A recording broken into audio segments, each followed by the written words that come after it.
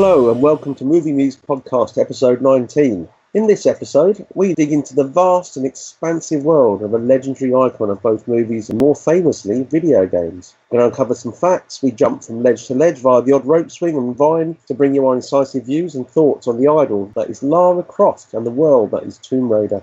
Joining me in the secret temple of MovieMuse, the ancient god of the moving image, is the dispensable local guide, Matt Corn. Hello there. Also joining us on our expedition is the shuffling butler that you want to lock in a cupboard, Gordon Sinclair. Good evening. Playing the roughy-tufty all-round action-adventure type of chap is my good self, Simon Danger Burton. So after spending literally minutes trying to work out how to open the doors to the temple, we just rang the doorbell in the end. We shall now make our way into the world of the Tomb Raider. Tomb Raider, also known as Lara Croft Tomb Raider since 2001, is a media franchise that originated with action-adventure video game series created by British gaming company Core Design. Formerly owned by Eidos Interactive and then by Square Enix, the franchise focuses on a fictional English archaeologist, Lara Croft, who travels around the world searching for lost artifacts and infiltrating dangerous tombs and ruins. The gameplay generally focuses around exploration of environments, solving puzzles, navigating hostile environments filled with traps, and fighting numerous enemies. The Tomb Raider games have sold over 58 million copies worldwide, becoming one of the best-selling video game franchises of all time. The series has generally met with critical acclaim, with the series being noted as one of the pioneers of action-adventure genre. Lara Croft herself has become one of the most recognisable video game protagonists, winning numerous accolades and earning places on the Walk of Game and the Guinness World Records. She has also been the subject of controversy due to her sex appeal being used for marketing. The popularity and recognisability of Lara Croft led to the creation of two feature films which tried to keep the look and feel of games while trying to appeal to a more widespread market. And after a long break, Lara is back on the big screen in a new Tomb Raider movie set to release in the first quarter of 2018. So with video games still being produced and a new film in the offing, the media icon that is Lara Croft is very much in the limelight after 2 decades. And as such, we will delve into the media world of all things Croft, and we hope to have a Lara laughs along the way. Now we're going to talk about the video game series, which is obviously where Lara Croft was first thrust into the limelight. She was created as the main protagonist in the series of video games, starting with 1996 Tomb Raider. But then there was follow-up games on the Sony PS1, Tomb Raider 2 and 3, then followed with the next two in the series, which were Tomb Raider Revelation and Tomb Raider Chronicles. That was bringing an end to the main original series. So we're going to talk about the original Tomb Raider, developed by Core Design and published by Eidos Interactive. Originally for the Sega Saturn, which had an exclusive early release, and then followed by Sony's fledgling PlayStation 1 and MS-DOS for PC. Tomb Raider was also released, amazingly, into the mobile gaming market for the very ill-fated Nokia N-Gage devices in 2003. Tomb Raider follows the exploits of Lara Croft, the English archaeologist in search of ancient treasures. But it wasn't always going to be Lara Croft. It might well have been Liam Croft, because the plan was originally for the lead to be an Indiana Jones-style male lead. But during the development, the developers decided to change it to a female lead, and the rest, they say, is history. The game received critical acclaim, with some critics telling it's one of the greatest video games ever made. The game was also commercially successful, selling around 7.5 million copies worldwide. The game has since been declared widely influential, serving as a template for many of the 3D action-adventure games that would follow. What do we think about the original Tomb Raider? Matt, what's your initial thoughts about it? You've played it recently again. I originally bought the game in the late 90s for the PC, and it was probably my first ever 3D third-person game. Obviously 3D games generally were a fairly new thing at that point in time.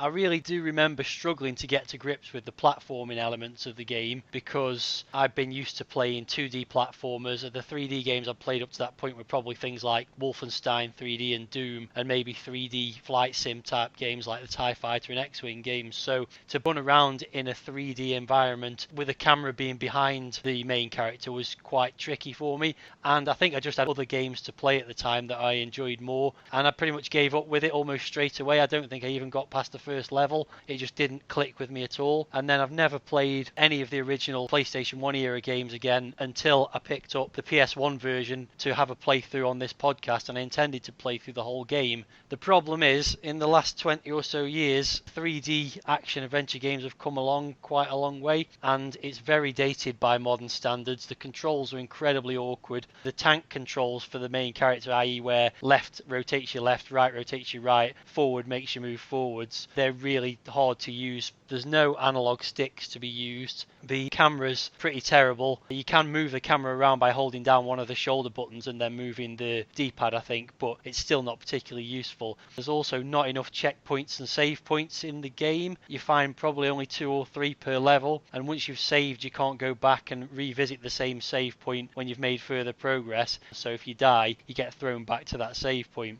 It's also very difficult, or at least I found it difficult. There's lots of pixel perfect jumping required, where if you don't get right to the edge of a platform, you won't make it over to the other side of that platform. And certainly, even on the first level, I kept dropping into pits and being attacked by bears. There's also places where you'll just die because you don't know what's going to happen, which is a bit frustrating because you've never seen that scenario before. And that's more like the 16-bit platformer era, where it was sort of trial and error and mistakes are punished mercilessly. The problem is when you get into a large-scale game, massive environments to walk around in, that's a little bit hard to take. Like most games from that era, the 3D graphics haven't aged particularly well either. The first generation of 3D games don't look particularly good now, and the textures are terrible. So with all that in mind, I didn't really click with it as much as I was hoping, and I actually gave up on level 5 after playing for about 15 minutes without finding any save points and then falling into a pit of spikes. I basically just threw my controller up in the air and said, that's enough for me, I just don't want to see or play any more of it. It was certainly impressive in its time, there's no doubt there.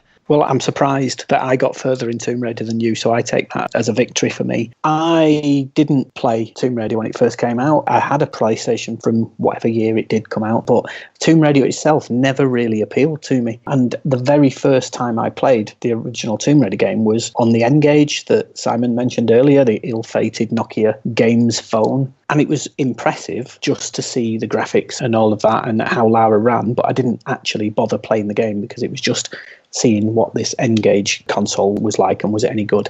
So actually, for this podcast, is the first time I've really played Tomb Raider. I did have a quick go at some gaming event. It was already on level 3 or 4. I had no idea what I was doing and I just thought, this is horrible. But sitting down and playing it deliberately, albeit through an emulator, so I didn't have the constraints that Matt had trying to use real save points, I actually found it loads and loads of fun. And it surprised me because I wasn't expecting to enjoy it. I thought it would be the kind of game I'd hate. One thing that Matt said about the graphics not standing up particularly well and the textures being terrible, I kind of disagree with that. I think graphically it looks very nice. The textures are a bit repetitive and everything's very jaggedy, but I quite like the look of the game. I found it far too difficult and used a walkthrough many, many times through the 6 levels that I played. But that's the joy of modern gaming, going back and playing through emulators. You can do that and you can get to see further into games that you wouldn't have done back in the day playing on original hardware. And that's the key thing for me. If I'd have bought it when I first got my PlayStation, I probably would have got through the first 2 levels, snapped the disc and never gone back to it. So coming to it 20 years after it was released was perfect for me. I thought the character was fantastic. I thought using the banner at the start as your kind of tutorial level was good. My biggest problem was about the use of music. There was hardly any music in there.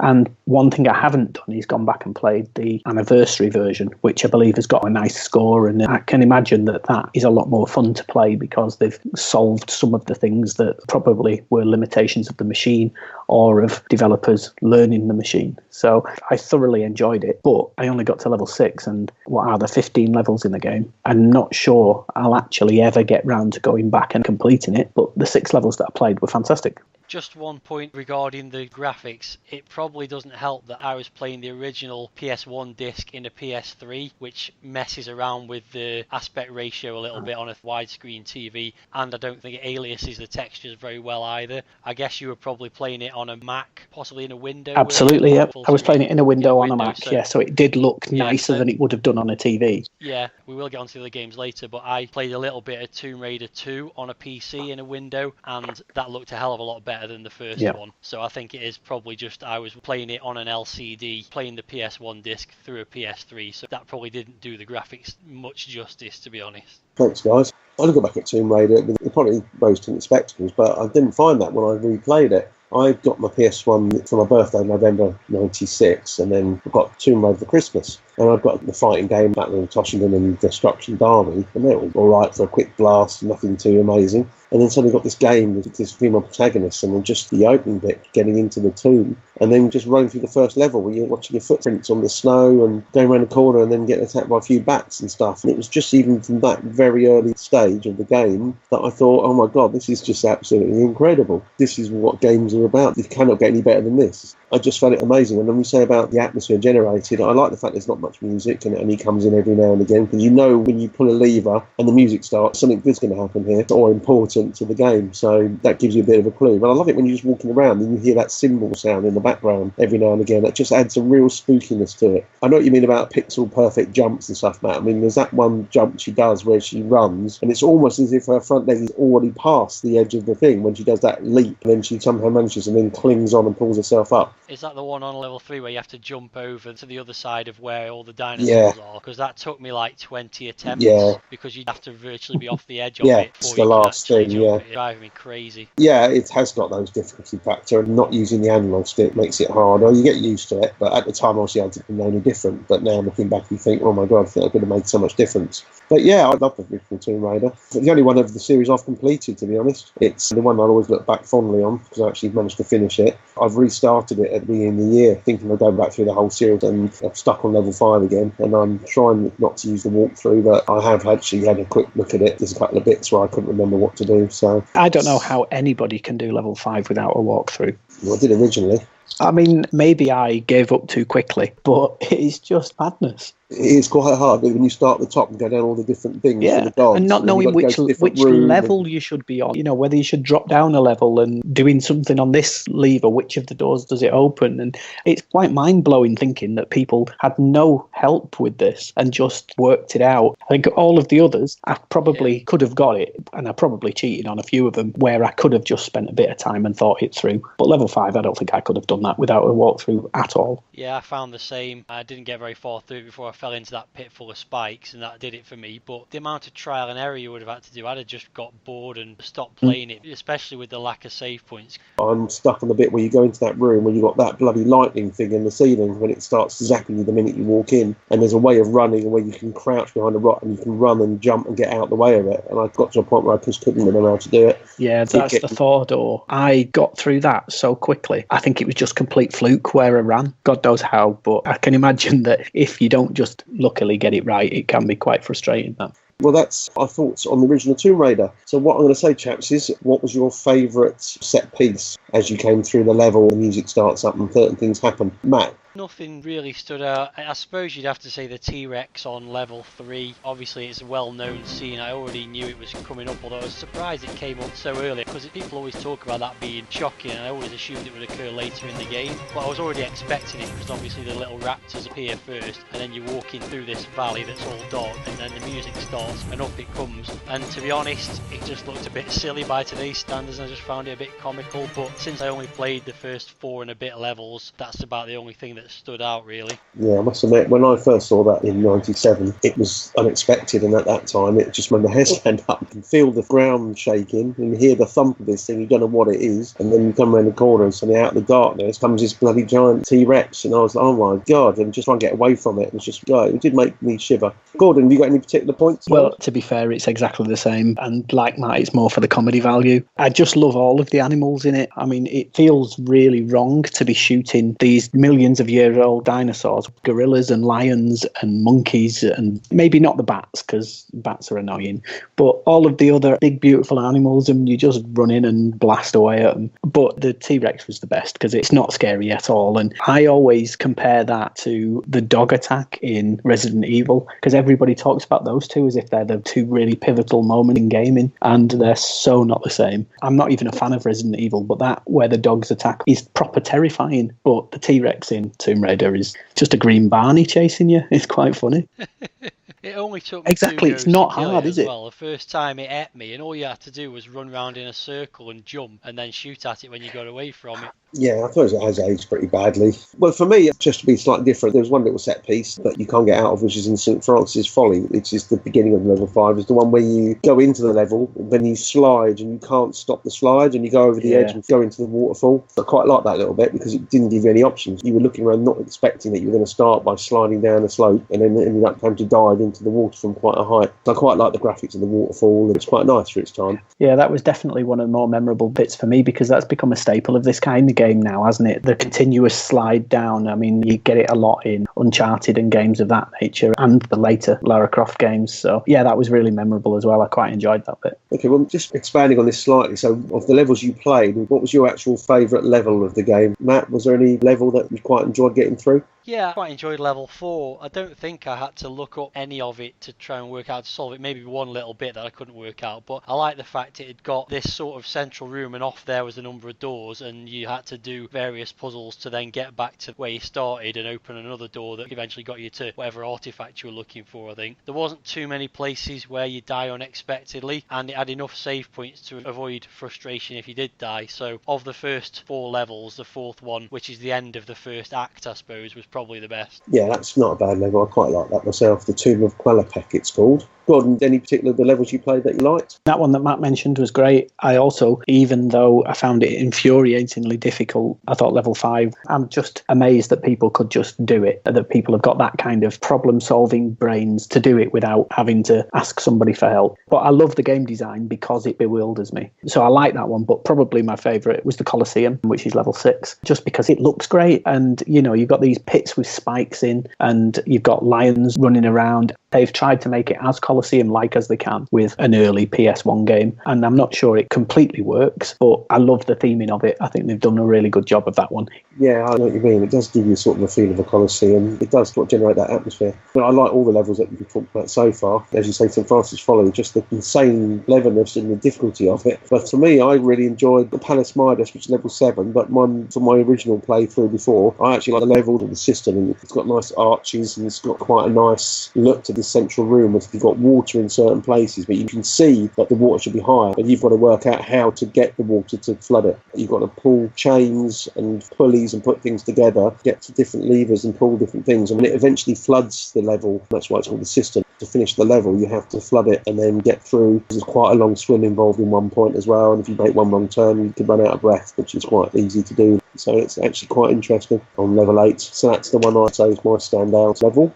Right, then we're going to give our review score for Tomb Raider. And what we're going to do is give it a then and now score. So we're going to say what we would have given it at the time and what we think of it today, and then take the average. So, Gordon, what are your scores? Okay, well, I didn't play it back when it was first released, so I can't really give what I would have given it back then, but what I can do is give a score based on how impressive I think it is for that age of technology. So I'm going to give it a rating of 4 for back then. Now, I'm probably scoring them the wrong way around because I find it more fun now that I can play it on an emulator and basically cheat. But I think now, based on how games have changed and this completely stupid not letting you save until you've got halfway through the game, and then on some of them you get a save crystal just as you finish in the level, which just is madness. So I'm still going to give it a rating of 3 because I was very impressed and very surprised with Tomb Raider. So that gives me an average score of 3.5. Thanks very much, G. Matt, what are your scores? As I mentioned, I did play it back in the day and I wasn't massively impressed with it back then. It just wasn't my thing. So while it was certainly impressive in its time with great locations and the agility of the character was really good, I did get bored with it back then. So I probably would have given it about 3.5 back in the day. By today's standards, it's just really frustrating. Doesn't look very good and it's totally outdated by today's standards. So I'd give it 2.5 and I'd average out at 3 out of 5. Thanks, Matt. For me, it's still pulls green nostalgia strings. It's one of my early games on the PS1, and I loved it at the time, and I actually managed to complete it as well. So that'll always be a thing for me. At the time, I would have given it 4.5 out of 5. But playing it back today, do you know what? I still enjoy it. I still think it's good for what it was. I don't try to compare it to today's games. I look at it as the granddaddy of it all, and what sort of led to these action-adventure games like Uncharted and things like that. And I still think it stands up well in its own right, and I still enjoy playing it. But I will, for today, I'd have to drop it down to about 3.5. So that would give me an overall average of 4. So that gives an overall rating for the original Tomb Raider on the PlayStation 1, also available on Sega Saturn and PC, of 3.5. Okay, obviously following on from the original Tomb Raider, as a successful start to the franchise, Core Design decided to let it go into Tomb Raider 2. They added in a few extra features. You can use new weapons, include extra moves, and a set of vehicles, which is also a good thing, because there's a motorboat in Venice and a snowmobile in Tibet. You just travel long distances across the map, so it speeds things up. And the crystal saving feature on the PlayStation version was eliminated, so now you could save any time you like, just like the PC version. So I don't know if you guys really played much of Tomb Raider 2, but if you have, what kind of thoughts have you got on it, Matt? I bought a copy of it from a retro gaming show on the PC for 10 pence. I installed it on my PC. I'm amazed it worked, first and foremost. It wouldn't run full screen, but it would run in a window on my Windows 7 PC, and it was originally released for Windows 95, so that was impressive. All I did was play the training level, and then never got around to playing any more of it. It does look better, and I do think the addition of vehicles and better saving options sounds like a good thing. No, thanks, Matt. That's fine. Gordon, have you tried Tomb Raider 2? Yeah, I had a go of it. The removal of the crystals seems like absolute sense. I thought the graphics were obviously improved quite significantly. The controls seemed a little bit tighter and not as annoying, because a lot of the time in the first game, I felt like I was pressing my button to jump and she was jumping half a second later. And I felt like it was much better in this one. But I did get to a point quite early on where I got stuck and I just couldn't be bothered looking at a walkthrough and decided not to bother. I went back to try and do another level on the first one, so that's not possibly a good sign. Maybe it was the puzzles, maybe it was the story, I'm not sure, but there was something that just didn't gel with me. That's an interesting one. Tomb Raider 2 was obviously marked as going to be bigger and better. I agree with you. I actually still feel more nostalgically fond of the first one. But I did like the fact there was different levels. It wasn't all about being in tombs or in temples and caves. There was obviously the Venice level and other levels like that. So it gave you a little bit of difference, brought things into the modern world.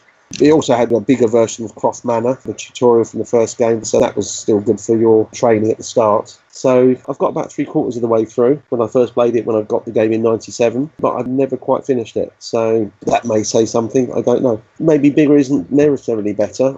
So obviously when Core Design knew they had a hit on their hands, the game series was going to continue, and eventually in 98 they released Tomb Raider 3.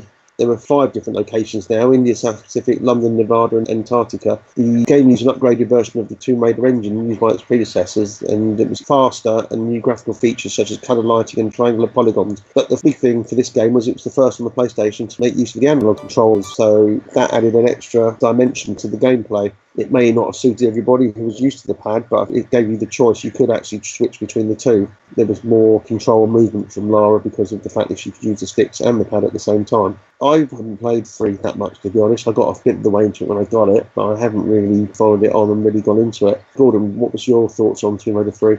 I actually played what had become the standard run around the mansion to get used to the controls, and there's some trials in the mansion that I don't know if you have to complete them to continue the story or whether they're just there for training, but I played them. I thought the graphics were much better, the animation was much better, but I just couldn't get a hang of the analog controls. I found them almost random, the way you moved with them, and it felt like this was a new technology that they haven't quite worked out yet, and it just put me off. And I'm not even sure I bothered going into the main game. I think I just played the trials. One of them, little obstacle course thing, I just couldn't get to the end in the time limit, and it really started to annoy me. So just like I did with the second one, I turned it off and went back to the first one. That is quite difficult, that trial. Even when you know what you're doing, it is quite hard to get through the time limit. I agree. It was different, and it had the analog stick sort of gave a bit of a different way of playing it. You had to sort of get used to a different way of movement. So, Matt, did you play much of it? No, I haven't tried it at all, but what you're talking about the difficulty is a typical problem of early 3D gaming, I think, where they just hadn't quite got the difficulty levels right. They were still making games like they were in the 16-bit era and the 8-bit era to a certain extent, where the game didn't last long, so they had to make it difficult, except now the games did last a long time, and so putting that difficulty so early on was a really terrible thing to do.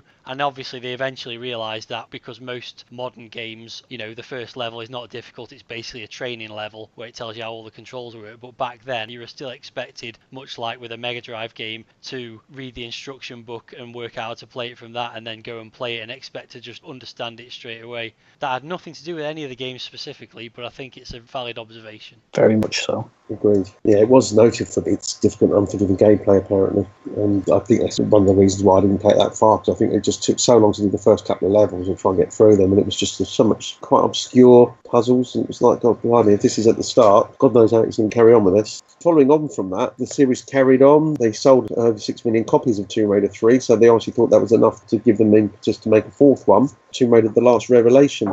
There are many new moves in this one. Lara could grab hold of ropes dangling from the ceiling, swing on them. She can now shimmy around corners, unlike previous titles. She has also the ability to return to previous levels, with some levels taking place in a non-linear order. So I suppose that did give a bit of variety. I'm going to be honest here, I've not really played The Last Revelation, even though I have actually got it on 3 different systems. So I'm going to have to ask you guys as well. We might be a bit short on comments here. Matt, have you had any experience of The Last Revelation? Yes, I have. In my copy of Tomb Raider that I bought on the PC, it also had The Last Revelation disc in. That's my experience of it.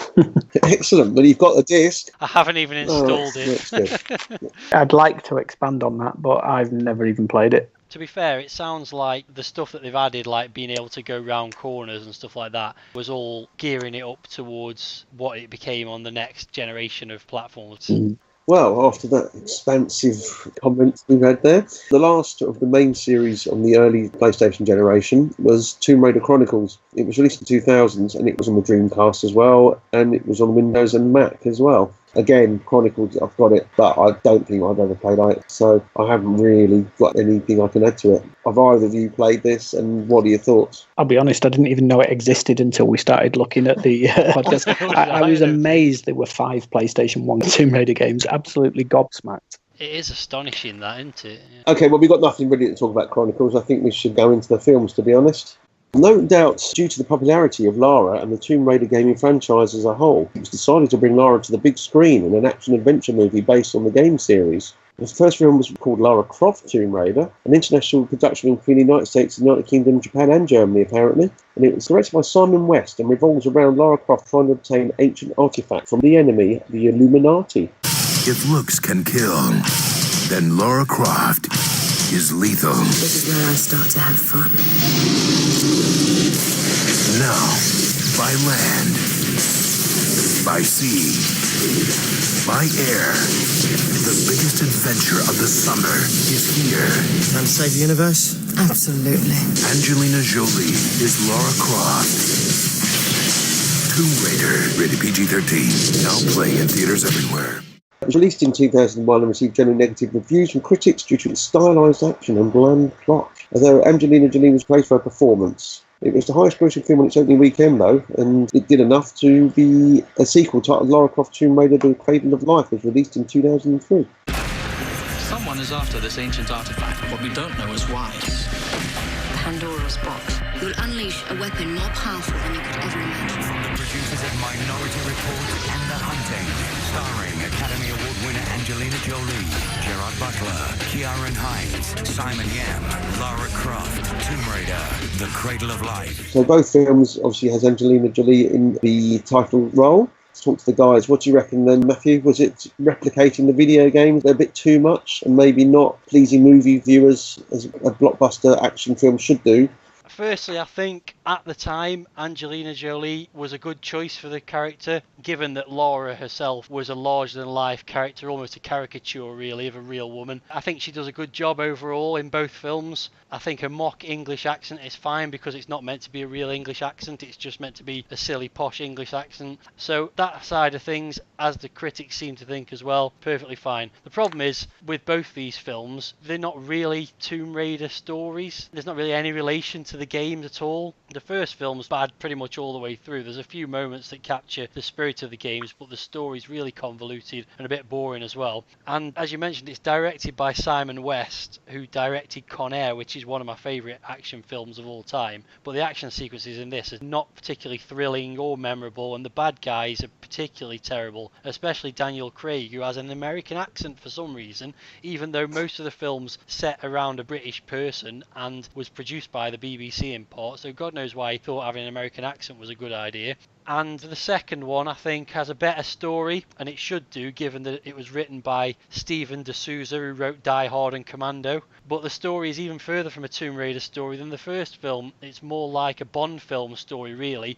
And only the opening sequence in the underwater temple's got any resemblance to a Tomb Raider game. Again, as I said, Jolie's pretty decent. Everyone else is awful again, although at least Gerard Butler used his own accent in that one. Again, considering it was directed by a recognised action director, Jan de Bont in this case, the action sequences are fairly boring again and predictable. And I might have given this one a slightly higher rating overall than the first one, but the ending is absolutely ridiculous, where Gerard Butler, having helped her out and saved her life, just turns into a bad guy for absolutely no reason. Pretty much they're both fairly awful, and I'd give both of them 2.5 stars. Okay, that answered it excellently. That's left me with pretty much nothing to follow on, to be honest. Yeah, I agree. They just tried to... it's difficult to say, because they wanted to try and get the feelings of the games, but then they didn't put enough into the films that were like the games, which I didn't see the point to. Some of the actions were very game-like, when she was sliding off ledges and falling and gripping on the edge of cliffs and all kinds of bits and pieces, but it was just too spread out. It was just all the boring middle bits that didn't really add to the story. I like Angelina. I think she was a perfect Lara, even, as you say, with her accent, and she played the part really well. She looked like Lara, she acted like Lara. I thought it was good. I thought this one, she has the robot when she comes out and the guys program that robot. That's the first one. I just thought that was a bit unnecessary, really. Sort of trying to set the scene of how she would behave, but I didn't see the point in that. And I know you think Chris Barry looked bored and wasn't really in it, but he didn't have a lot of part in it, but it was still nice to see a familiar face in there. I didn't mind him in it, actually. I thought he wasn't in it much, but he was perfectly entertaining in both films. He was the only other person in the films that was anywhere near decent, really. Well, Gerard Butler played his part really well. I totally agree with him. After all that he went through with her, to right at the end, just suddenly, oh no, I'm actually not giving this back to you. What?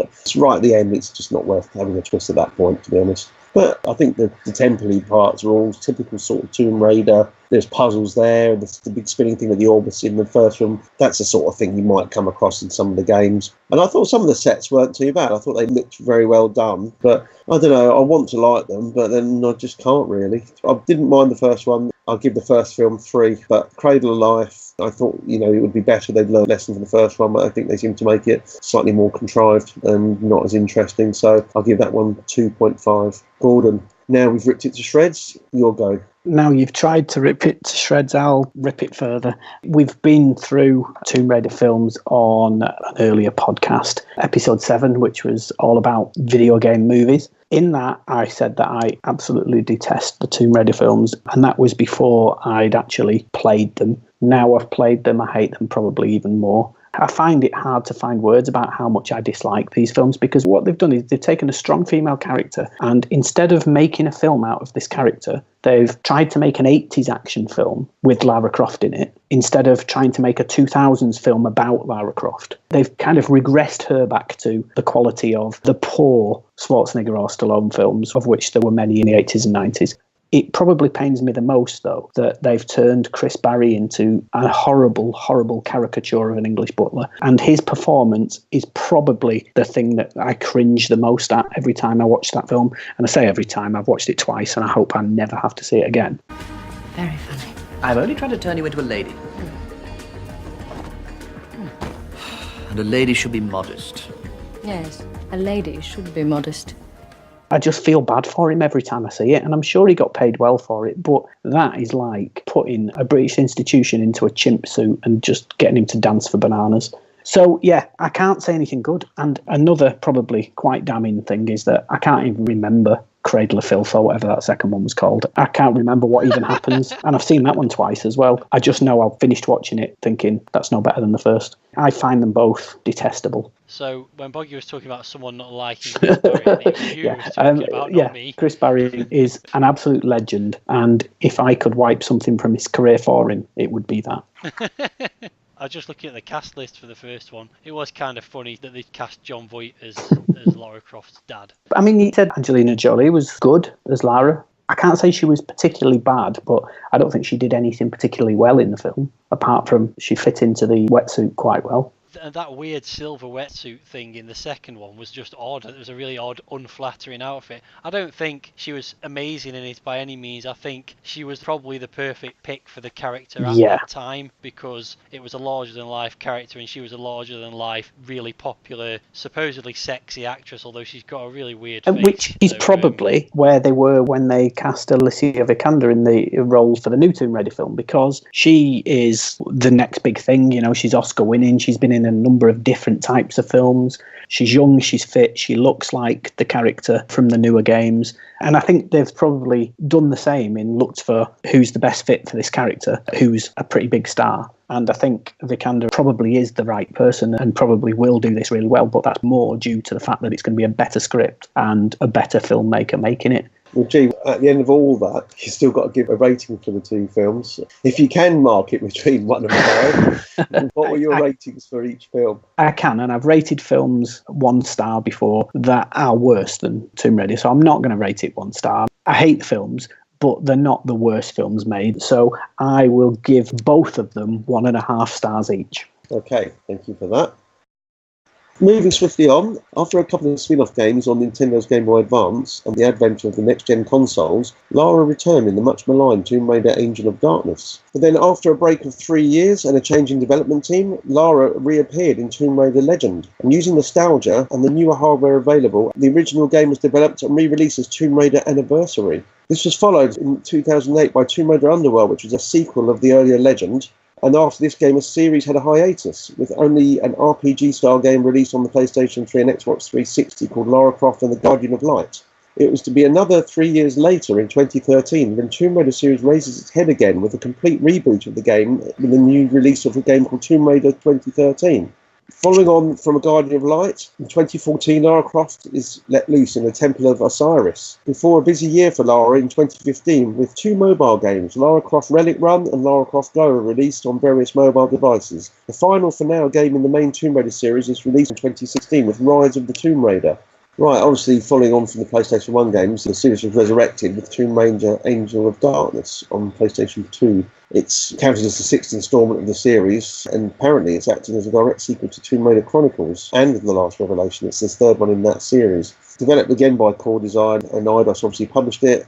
It's the first Tomb Raider game to released on the PS2, and they thought obviously that it was going to bring it more up to date and be the follow-on from the earlier games with the better graphics and the different movement and the better things that you could do. And it obviously didn't work out that way. People complained about the camera angle being almost unplayable. Puzzles were just frankly bizarre and so obscure that it just took either a lot of thought or a lot of frustration or just wait for the inevitable guides to come out online. I mean, I played it just for this. I've looked at it a couple of times in the past, had it for ages on PS2. The first bit of the game is a level designed to also show you how the game works and tell you. And Lara tells you herself, as you move forward to things, she'll give you some instructions. And I followed it up, climbed a ladder and got up to this room, and it just shows you what the game is like. She climbs through the window, which comes towards the camera, and I just could not make the camera swing round because there was stuff behind that I needed to do, but I couldn't get the camera to move around to get me to see it. And you can search cupboards and drawers and stuff, but there's a cupboard that's locked with a padlock, like a wardrobe, and she goes, "Oh, I'm going to need something to break this lock off."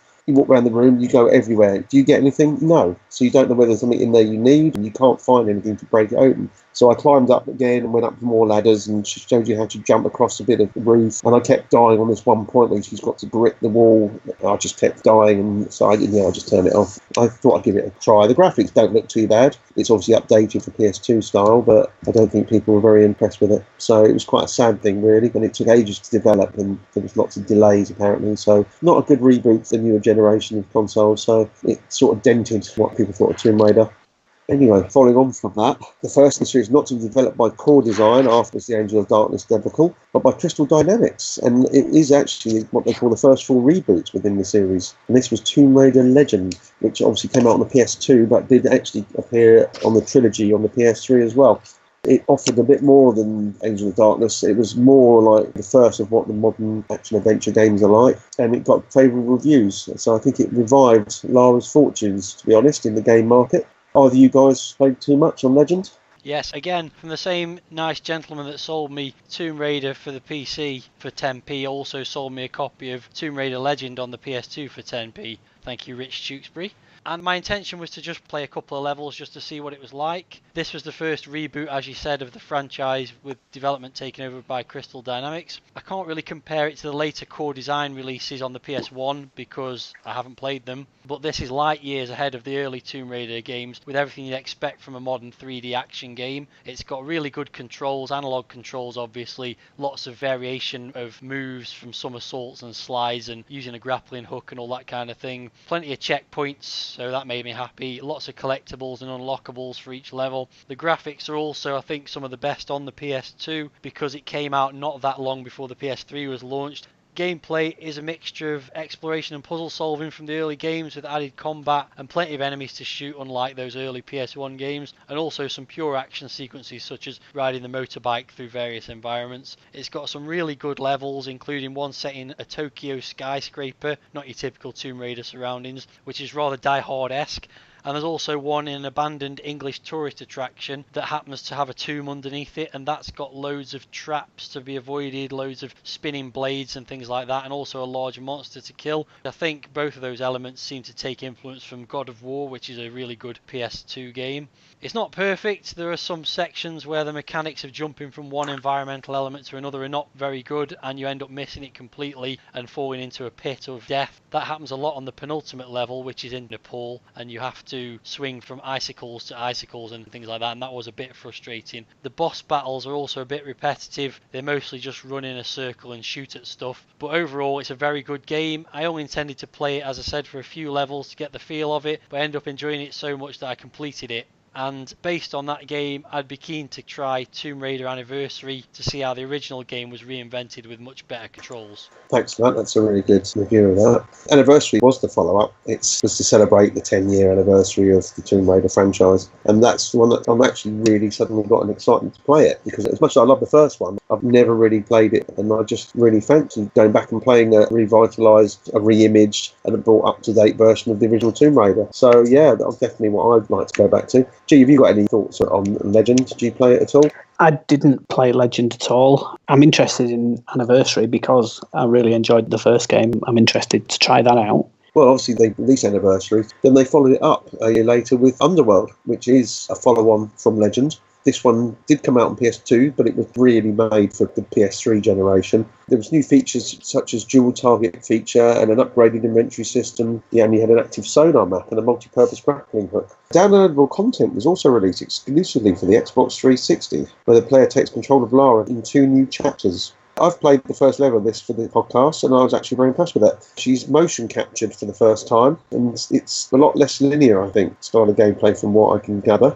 There was a Wii version of this as well, which I didn't realise, and I think it was just a bit too ambitious for PlayStation 2 and Wii because they mostly received negative reviews. They say the game was dumbed down slightly and there was lots of bugs in them as well.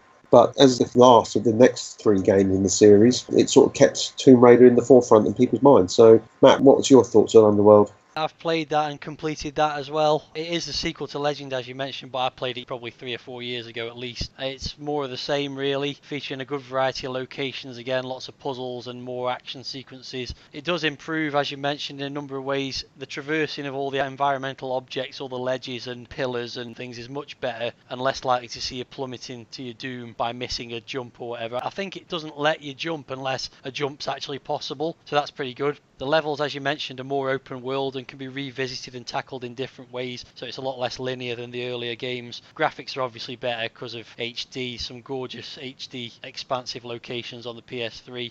I don't remember the whole game, but the standout moments that I remember is the first level, which you mentioned, which is set under the ocean, and you go down to the ocean floor and then go into an undersea temple, and then you eventually come out and you can walk around in what's effectively dry land under the sea, which is a bit odd, but it works somehow. Some kind of vacuum or something, probably. And there's one level where you're suddenly attacked by these giant spiders, which made me crap myself playing it one night with the lights mostly off. The first time it happened, they were huge and they just suddenly appear from under these sort of flagstones or whatever, so that was really good. So yeah, good game again. Both those games, like you say, Lara Croft was motion captured in the second one, but she was redesigned for the first one as well to be more realistic looking with a more athletic figure, but she's still got massive tits. That's always a good thing. The one thing these two games have in them, as is typical of this era of games and inspired probably by God of War, like I said before, is the quick time events where you have to press the right button on the controller in the right amount of time, otherwise you die. Those things really annoy me generally. I mean, they're just pointless pretty much, because once you've learnt the pattern, unless it varies each time, there's no excitement to be had out of them. They're just frustrating. So that's the one thing about both those games. That's happened in a few, hasn't it? I suppose it's just for variety. Gordon, then, you have any experience of Underworld? No. Like I say, I tried the first bit of Underworld for the podcast and I was quite impressed with it. Finished the first level, so I will actually carry it on. But that was on the PS2, so what I might do is just dig out the PS3 trilogy that I've got and play all three of those on there. So obviously they're going to be that bit better, aren't they? But yeah, I think from Angel of Darkness, Lara Croft and the Tomb Raider franchise came back pretty well. So again, set the template for things like Uncharted and things moving on from there. Right, following on from the success of the other trilogy, in 2013, the series was rebooted again with Tomb Raider, the same name as the first game, but it's normally known as 2013 to differentiate it from the earlier game. It's the 10th title in the Tomb Raider franchise, operates as a reboot. It emphasises on the reconstructed origins of Lara Croft. It was released for Windows, PlayStation 3, Xbox 360, and it did come out in 2014 for Mac OS X, and actually for Linux as well, surprisingly. Gordon, did you play Tomb Raider? I played the 2013 Tomb Raider, actually, I think it was 2014 when it was rebooted for the PS4, and they added some amazing things like realistic hair on Lara and some better water effects and things like that, which all added pretty much nothing to the game other than made it look shinier, but actually that made a difference and made it easier to get engaged with it, because games now are getting more and more realistic and the jump from PS3 to PS4 is relatively large and it does make a difference to the immersiveness I've found. So I played it on the PS4 and I did have a go on the PS3 just to compare, and you can definitely see a difference. But the difference with this game to the previous ones, I think there's no tombs to raid, or virtually no tombs to raid, and I think that's been the biggest criticism that Tomb Raider fans lay at it, is that there's no tomb raiding anymore. It's all about peril in wide open spaces rather than down in the depths of a tomb, which I don't mind because I actually prefer daylight. So I'd much rather the games were in daylight than in total darkness.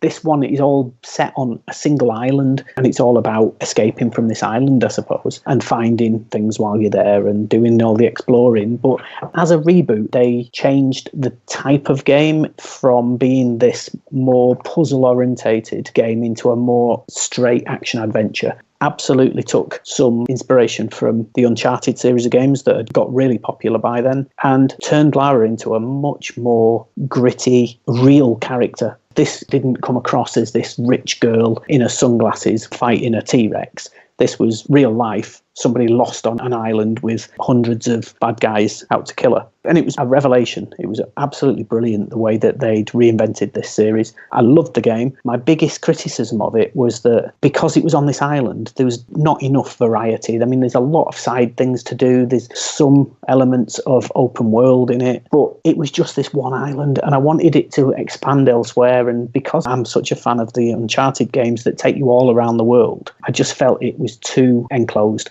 So I don't think they gave themselves enough scope to really express themselves with it. Story writing wise, I would like to have seen more, but gameplay wise, it's absolutely fantastic. So if you haven't played Tomb Raider 2013, then I absolutely suggest you should.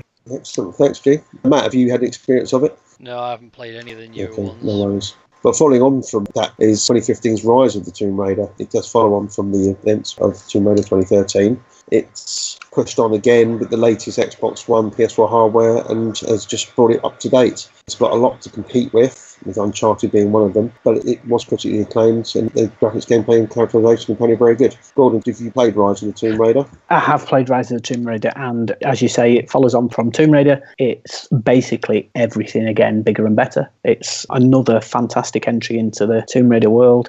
I think this one was a timed exclusive for the Xbox. And because I'd enjoyed Tomb Raider so much, I really was looking forward to it. And I did get an Xbox One, but I didn't want to buy the game for it because I knew that that was always going to be the second console that don't get out very often. And I wanted it on PS4, so I held out and waited for the PS4 version. And by the time they brought it out, they'd added a VR level, which was great because I'd recently got PSVR. So I think waiting was the right thing to do. But in some ways, I wish I hadn't, because I could have been playing the game for a lot longer, because it's another really good game. They've expanded on the size, there are more locations, the weapons that you use are really good, and there's so much to do, and it's far less linear. There's a lot of extra bits you can do that you don't have to. So it just made the world more fun to be in. The biggest problem I had with that game is that I'm stuck and I don't know what I'm supposed to be doing. I know where I'm supposed to go, but I don't know how to get there. So I probably just need to get a walkthrough or something. But unlike the original Tomb Raiders that were so difficult I couldn't really play them without that, the 2013 Tomb Raider and Rise of the Tomb Raider, I absolutely don't want to cheat. I want to find the answers myself, and I'm really enjoying doing that. So I think that's a testament to how well they've made the game kind of feel like it's fair. So that's another one. I absolutely recommend you get that one.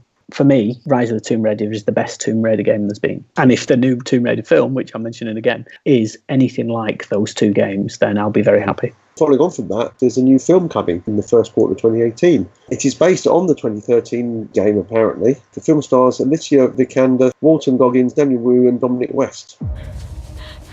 What's your name? Lara Surname? Croft.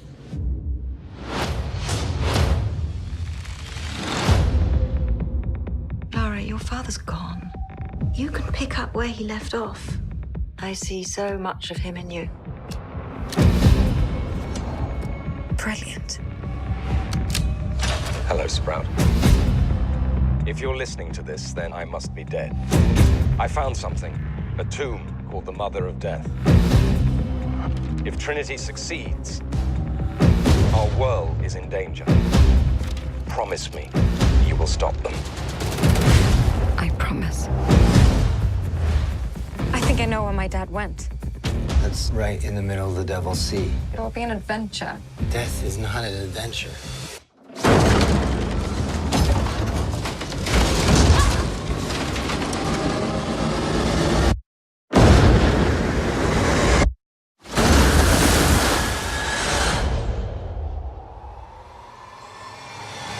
You shouldn't have come here.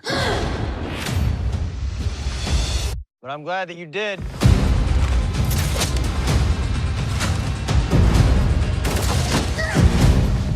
What do you know about my father? Now I see the likeness, the recklessness. Close the tomb once and for all. The fate of humanity is now in your hands.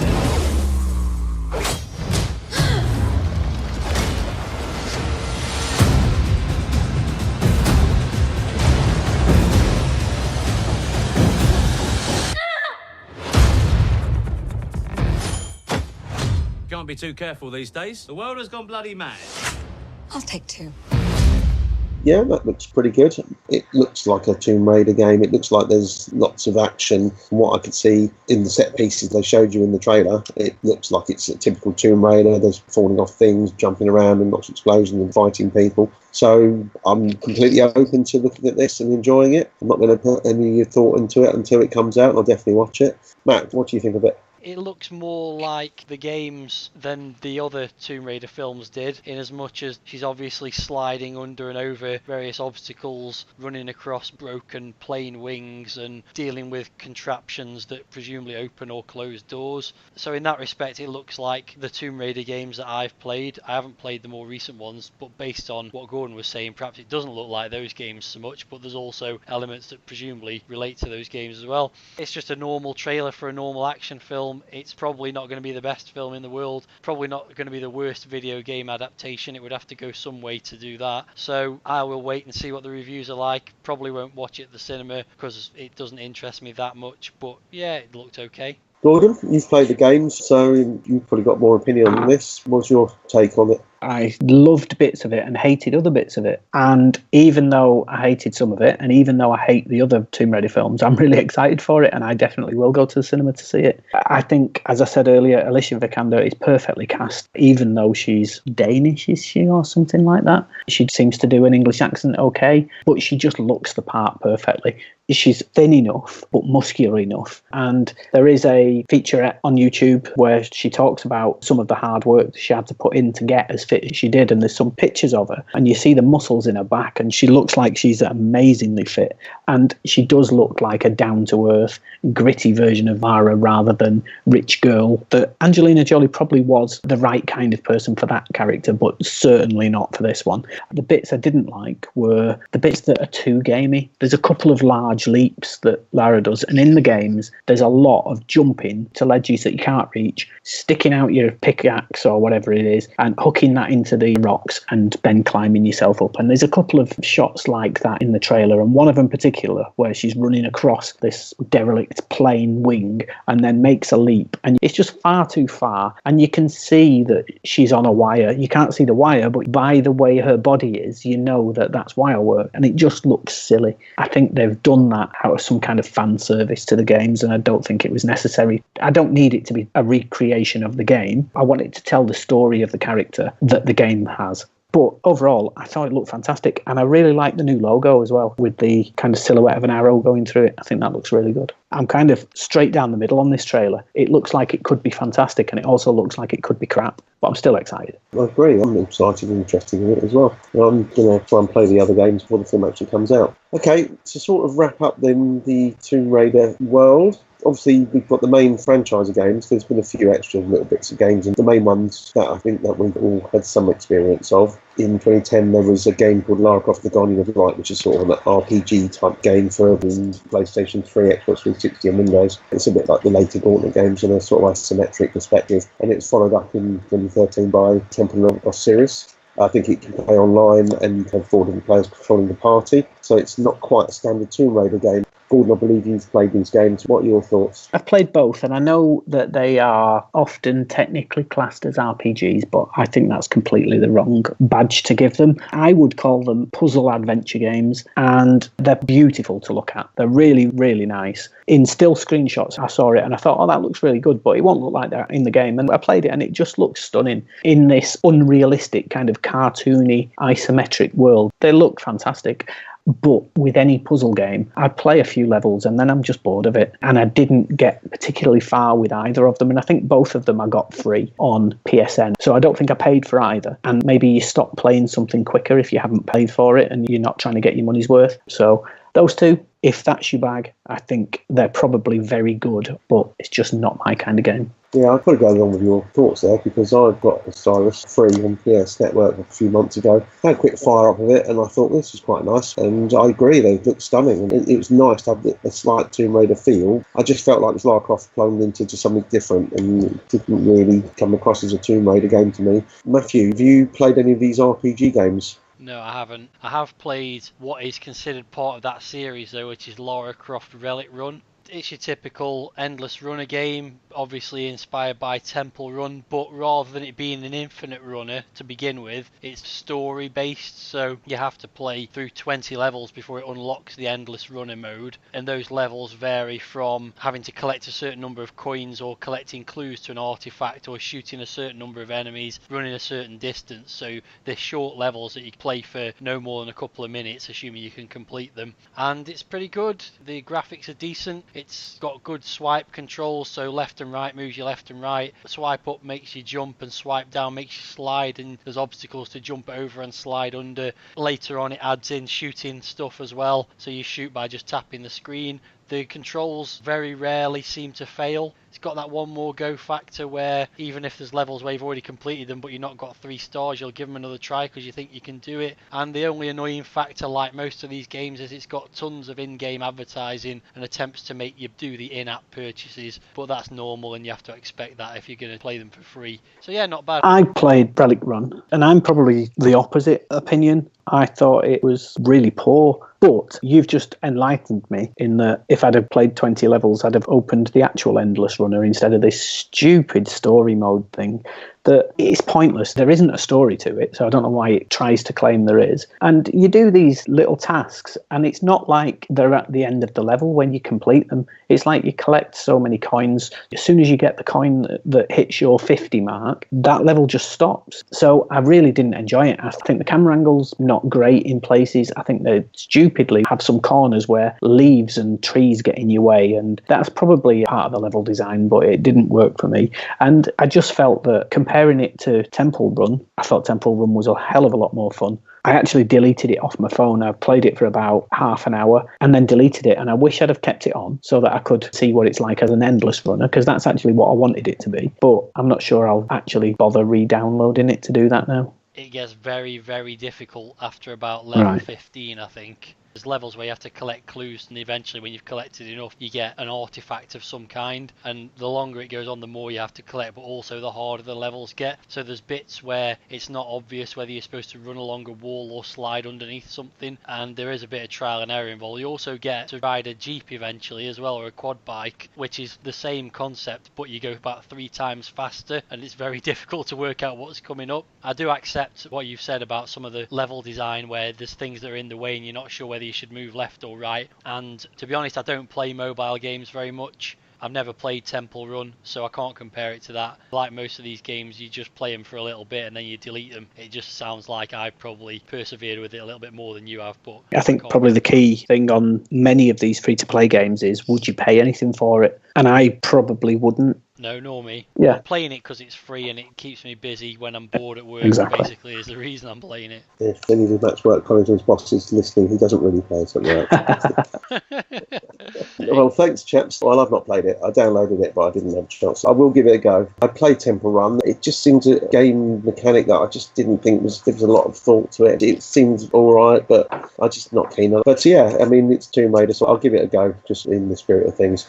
Okay, well, thanks, chaps. That brings us to the end of our expedition through the caves, the ledges, the strange creatures of Tomb Raider. We have jumped ravines, climbed mountains, avoided giant balls and poisoned darts. We've fought stone statue monsters who have miraculously come to life with some weird magic stuff. And I've got the sacred pendant and escaped death by the skin of my teeth, and are now back on the beach with a cocktail and a scratched knee. We hope you've enjoyed our delve through the world of Lara Croft and her tomb raiding, and we hope to see you again soon. You can keep up to date with all I'm using on our movie variety on our website, www.moviemuse.net, our Facebook page, and of course our Twitter feed. So from the bunch of badass desperados and cave dwellers, that is the MovieMuse team. It's goodbye from all of us.